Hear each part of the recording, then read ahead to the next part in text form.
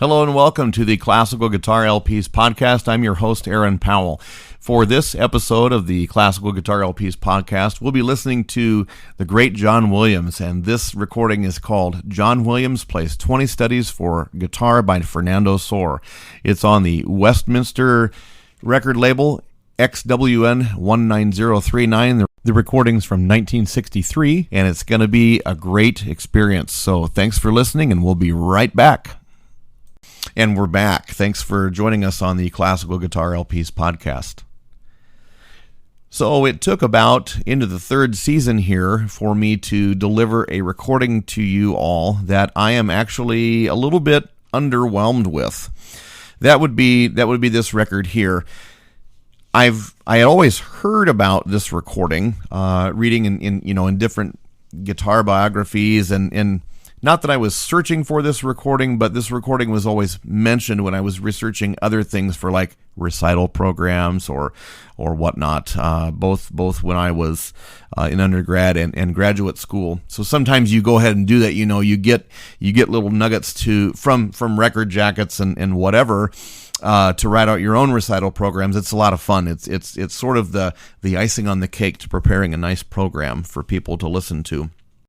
Anyway, I had commented earlier this was from the 1963 Westminster recording label.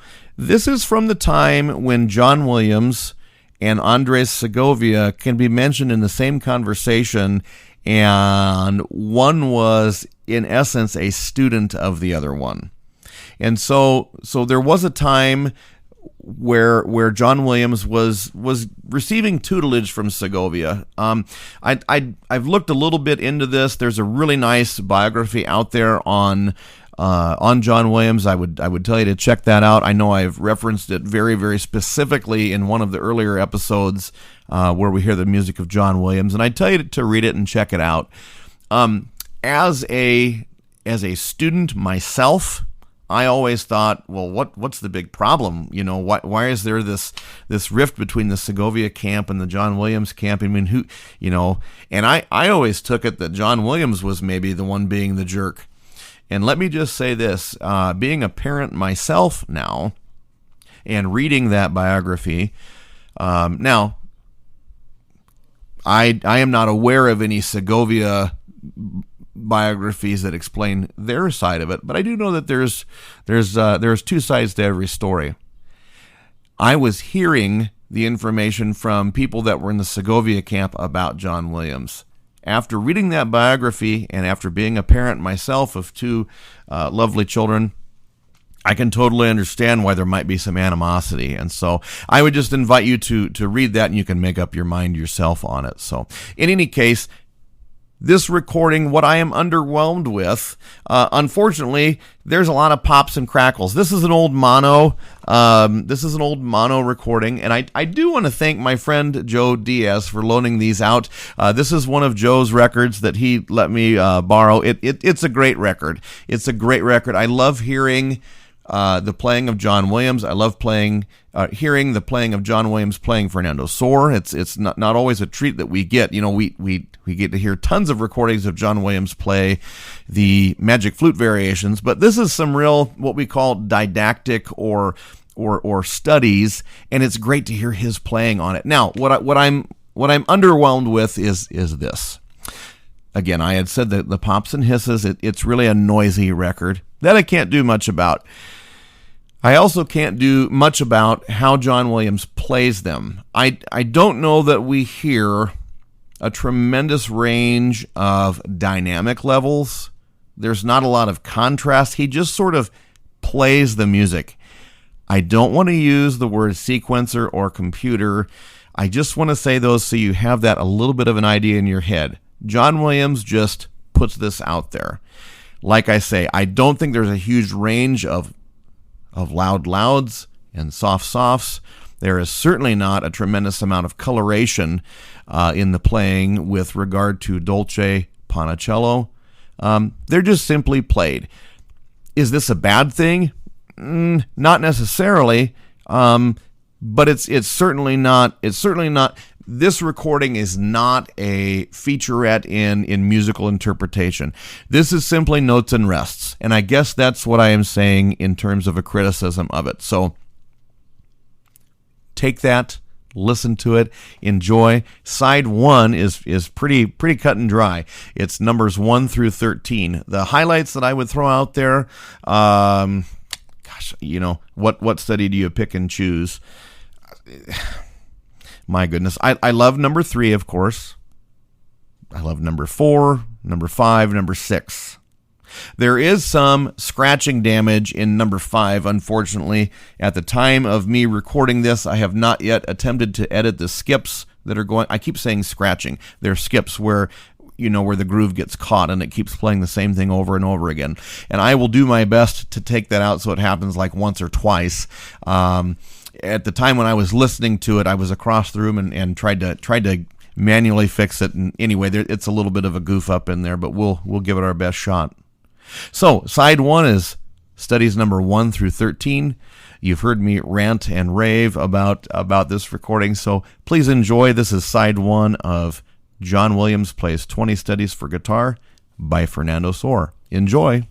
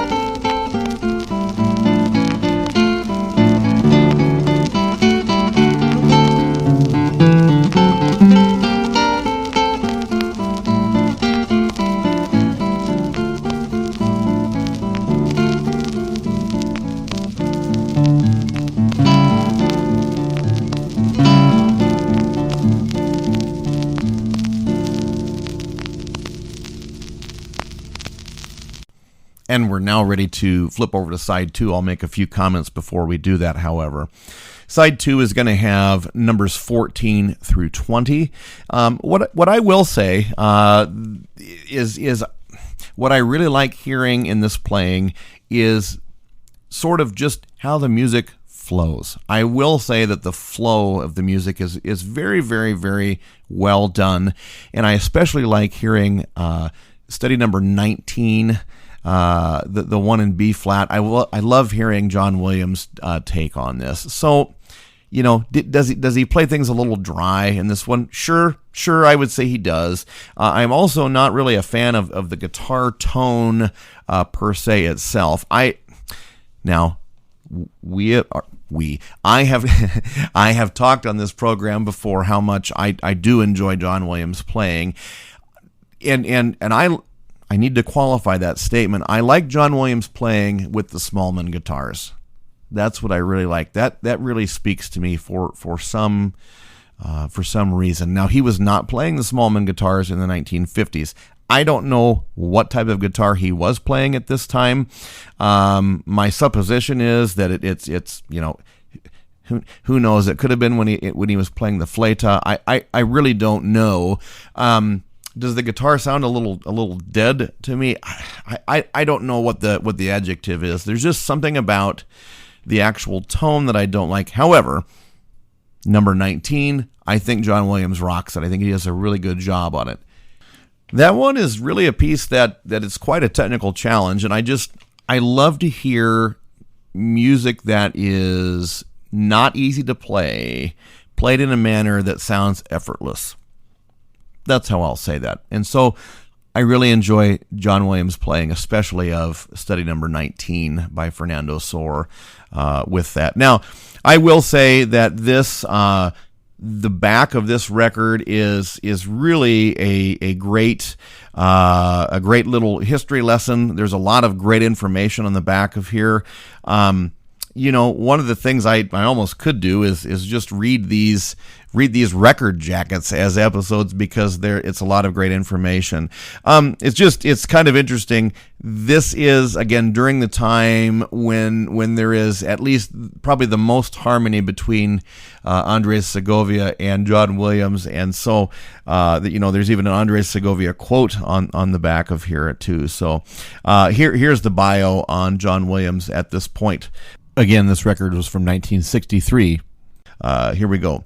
Born in Melbourne, Australia in 1941, John Williams began to play the guitar when almost 7 years old, taught by his father, a guitarist and teacher of the instrument. John showed unusual dexterity and was taken to meet Segovia when the family went to London in 1952. Segovia, greatly impressed with the young man's facility, gave him lessons and strongly recommended that John undertake full musical training as well as scholarship at the Accademia Musicale Chignana in Siena, Italy. I'm sure I butchered the name of that school, where the famous guitarist taught. Since then, the kindness and generosity of the master has been continuous and inspiring, and he has paid many handsome tributes to his pupil. So, as I said, written and released in the time of harmony. There's one more paragraph I'll finish with here. While in Siena in 1958, John Williams had a unique and unprecedented honor, suggested by his fellow pupils and encouraged by Segovia, the first complete solo recital by a pupil of any instrument. After the final recital, Andres Segovia said, and we've talked about this quote before, "A prince of the guitar has arrived in the musical world, John Williams. God has laid a finger on his brow, and it will not be long before he becomes a byword in England and abroad, thus contributing to the spiritual domain of his race. I hail this young artist of merit on the occasion of his first important public performance, and make the heartfelt wish that success, like his shadow, may accompany him everywhere." Andres Segovia. Thanks for listening, and enjoy side 2.